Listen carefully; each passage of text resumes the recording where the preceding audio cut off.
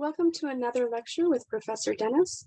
This time we're going to look at CRAAP tests and evaluating your sources. We're going to start, as always, with a screen share and take that up nice and big. So there's a tried and true method of source evaluation that will always help you determine whether or not you've found a solid source for use in your research paper. It's known as the CRAAP test. Go ahead, get your giggles out now if you need to. By the end, you'll see the value of this methodology. The first letter in CRAAP stands for currency and goes to the recency of the piece you're looking at. The currency of your research is important. If you're looking at vaccinations as your topic, you're likely not going to want to use information from the early 1900s unless you're doing a historical piece. You're also not going to want information from 1970, as the material would be outdated. For research, a good rule of thumb is to be within at least 10 years of the date you're doing the research on. 5 is better. The questions you should ask and really consider for this section of the CRAAP test are: what is the publication date? What is the most recent data provided on the topic? And is this information in this piece out of date?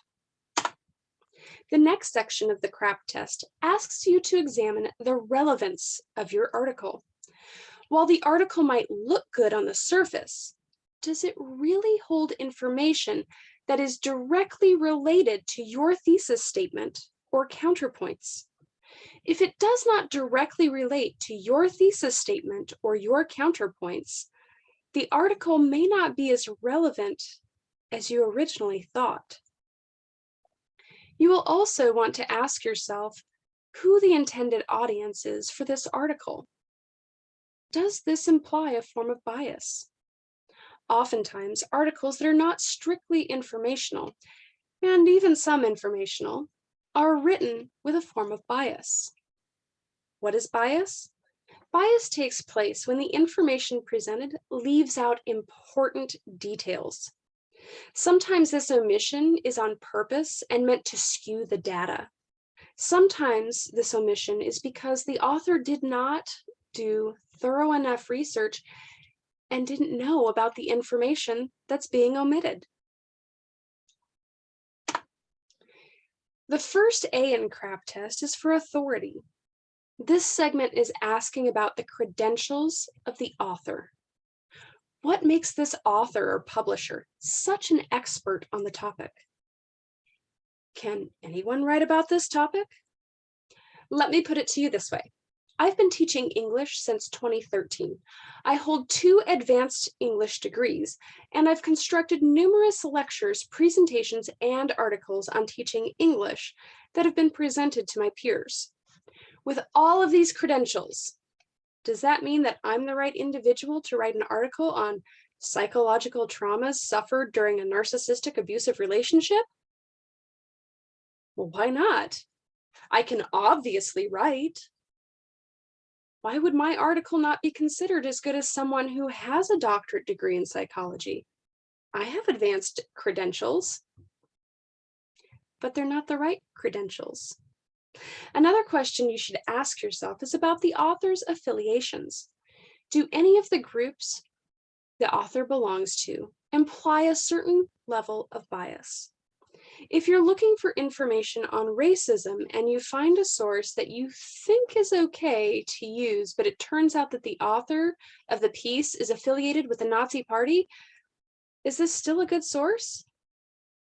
If you're using an online source, you'll also want to examine the contact information.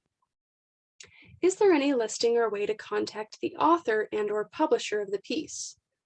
If not, it might not be as good of a source as you thought. What about the URL itself? Does the URL reveal anything about the author or the source that could have you questioning the validity of the article? This could mean, is it a wiki? Wikis aren't really as credible as, say, a .gov. On the other hand, some .gov sites could imply bias depending on which party they're affiliated with. Just a few things to keep in mind. The second A is for accuracy. This is where you need to do a little lateral reading. Lateral reading is where you do a quick search to see if you can find the information in another source. You can do this by using a Google search and running through the various links provided. Or if you are using the online library, you do this by looking for a works cited or resources page. Where is the author pulling their information from? Are there other sources that allow you to fact check the article? Once you have fact checked the article, ask yourself if the information provided is supported by actual facts or if it's more opinion-based. Has the information been reviewed or refereed? If you're using the online library, this is easy to determine. You select the peer-reviewed only option in your search settings. This will ensure that you are only getting the peer-reviewed sources. If you're looking in a Google search, you'll have to do a bit more digging to answer this question. One way to gauge if a source is peer-reviewed is to watch for grammar, spelling, or typographical errors. If there are obvious errors, then the piece has likely not made it through a peer review process. The final consideration is the tone of the language used. Does the language itself seem biased in any way? Is it meant to invoke an emotional response in the reader as opposed to presenting the facts? This bias in accuracy could mean it's not as reliable of a source as you originally thought. Finally, there's the purpose of the piece. This is the area that is specifically meant to root out sources that contain bias. The first question you will want to ask is the purpose for the information. Is the article specifically written to provide straight information? Is it written to offer an opinion? Or is the piece pure propaganda? Consider carefully. Your answer to the purpose means the difference between understanding how the information provided is presented and whether or not you are seeing that information clearly. You will need to understand if the author is making the intentions of the piece clear or if there's a hidden agenda.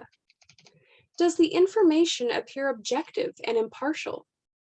Or is there a tone of bias?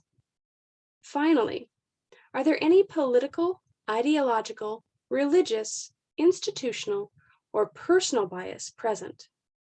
Think carefully on this one.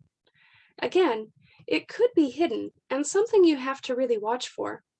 If there are any forms of bias, what forms did you find? And how could that skew the information provided in the piece? To complete a true CRAAP test, you'll carefully evaluate each section of the CRAAP test. Based on the information gathered from the questions, you will rate each section from 1 to 10, with 1 being the worst possible and 10 being the best possible for source evaluation. Consider carefully. No source should have all 10s because no source is absolutely perfect when it comes to research. If the source were absolutely perfect for your thesis statement, then you wouldn't need to write the piece you are because someone else would have beaten you to it. Next, tally each section. What was your rating for the C? What was it for the R? What about the other sections? Add them all together. Based on the overall tally, decide if the source is strong enough to use for a research paper, or if it is lacking. And not just for any research paper, but for your research paper.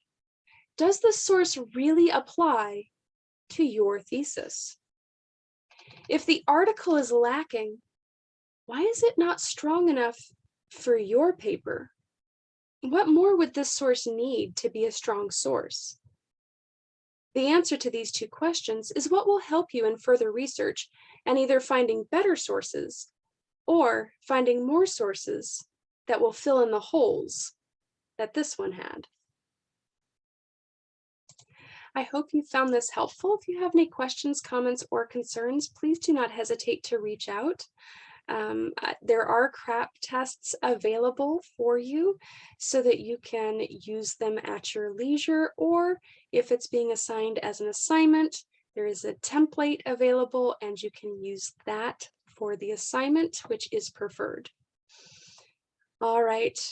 If you have questions, comments, or concerns, please don't hesitate to reach out, and I will catch you on the flip side.